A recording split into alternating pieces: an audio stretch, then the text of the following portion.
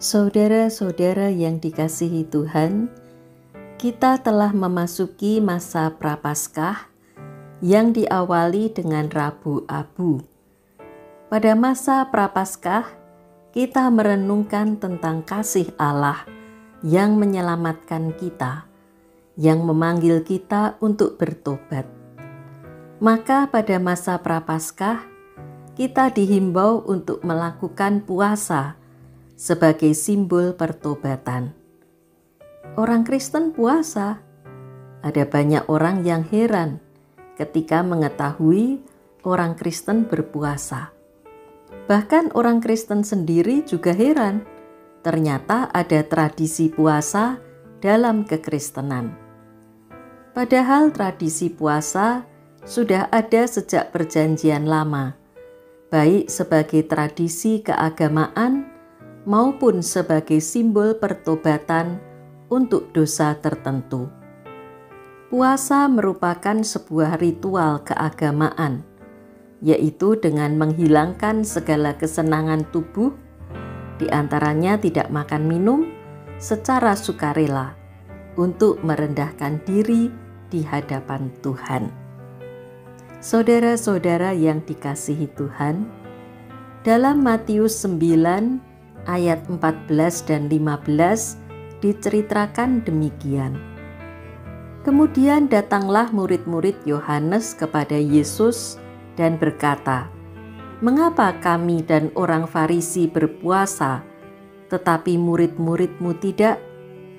Jawab Yesus kepada mereka, "Dapatkah sahabat-sahabat mempelai laki-laki berduka cita selama mempelai itu bersama mereka?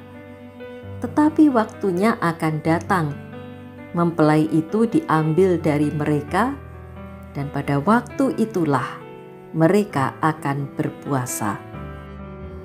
Saudara-saudara yang dikasihi Tuhan, murid-murid Yesus tidak berpuasa, bukan karena mereka ingin menentang semua tradisi Yahudi, namun mereka melakukannya sebagai simbol, yaitu simbol sukacita. Jika berpuasa adalah simbol berduka cita, maka tidak berpuasa berarti sedang bersukacita. Dan itu dilakukan saat Yesus berada bersama murid-muridnya. Suatu saat nanti, ketika Yesus disalibkan dan wafat, tidak ada lagi bersama mereka. Saat itulah murid-muridnya akan berduka cita. Mungkin karena ayat-ayat inilah, maka tidak ada tradisi puasa di banyak gereja. Namun sesungguhnya Yesus tidak melarang orang berpuasa. Pada Matius 6 ayat 16-18, Yesus mengarahkan agar puasa tidak menjadi ajang pameran kesalehan, melainkan puasa dilakukan secara tersembunyi.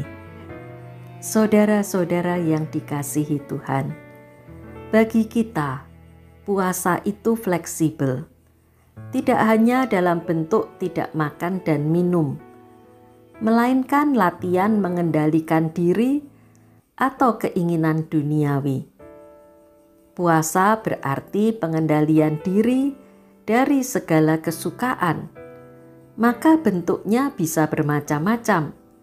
Misalnya, puasa membeli baju atau barang-barang kesukaan lainnya, atau puasa makan makanan kesukaan alias berpantang.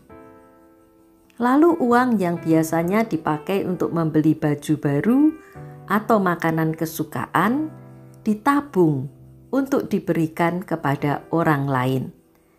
Inilah wujud solidaritas dengan sesama yang berkekurangan, yang setiap hari terpaksa harus berpuasa karena tidak memiliki makanan. Pengendalian diri dalam puasa membawa sikap solider dengan sesama. Kiranya selama masa Prapaskah ini kita pupuk sikap-sikap pengendalian diri dan solidaritas dengan sesama. Amin.